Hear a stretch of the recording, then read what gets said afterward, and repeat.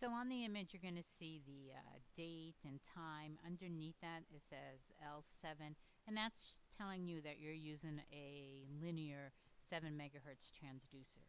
Right underneath that, it says small parts.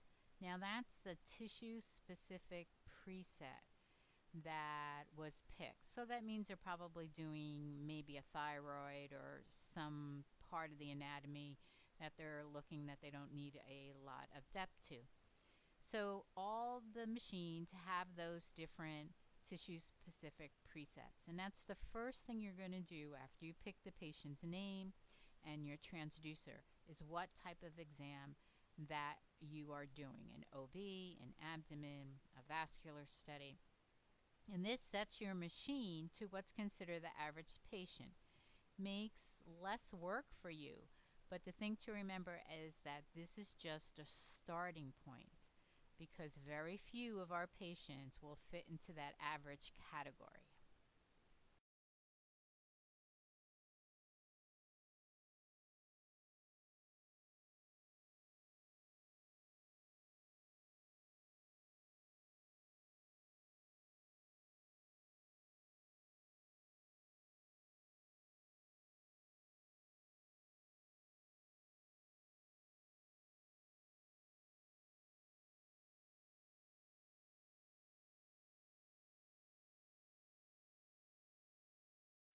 Did you answer C for that last question?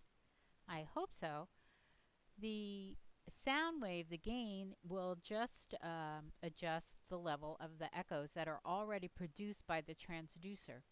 If you turn it up too much, it just makes the overall image bright. It does not give you any more information. We call that noise. It would be comparable to an amplifier that you turned up so loud that you're not hearing the music anymore, but just this grainy background noise. So it's comparable to that. What the manufacturers have given us is something called TGC, or time gain compensation. There are a few other names for it that manufacturers will give it, but it all does the same thing. The sound waves, as they bounce back and forth within the body, even with a lower frequency transducer, will lose strength on the way. So these compensations will allow you to adjust at a specific depth so that if you just need more gain in what we call the far field, you can. If your picture looks good except for maybe the very top, well then you can just put a little less gain in the top so that you have a uniform image when you're finished.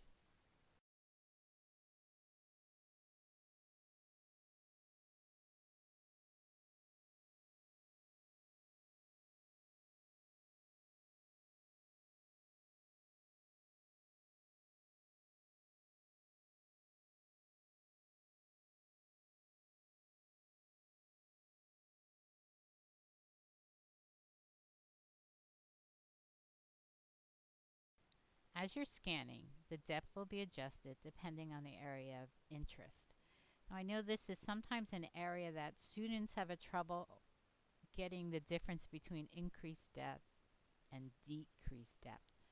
So you should try and think that if you want more, if you need to see more of the posterior part of your image, then you need to increase your depth. If you do not need to see as much, or if you want less, then you're decreasing your image.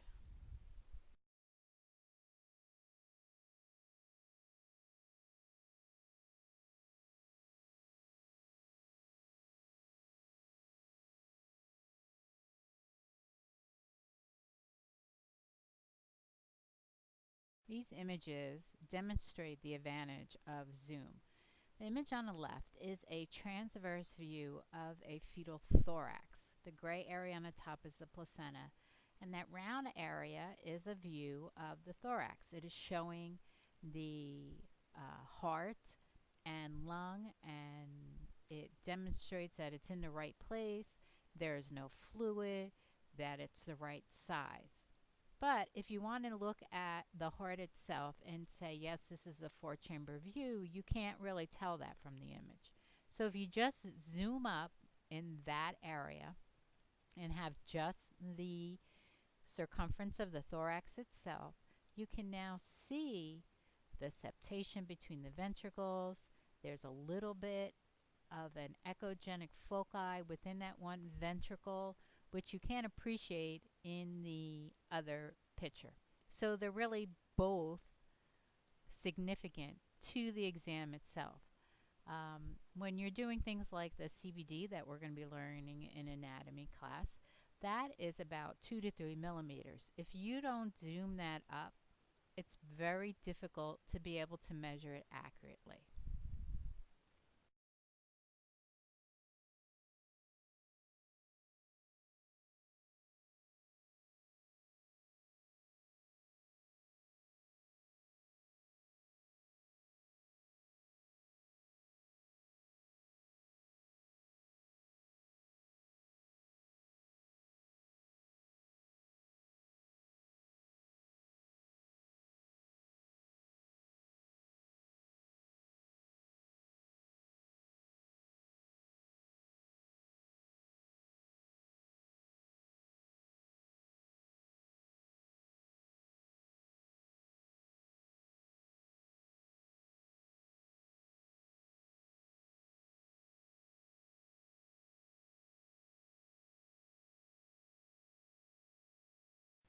There are multiple different filming devices that are used.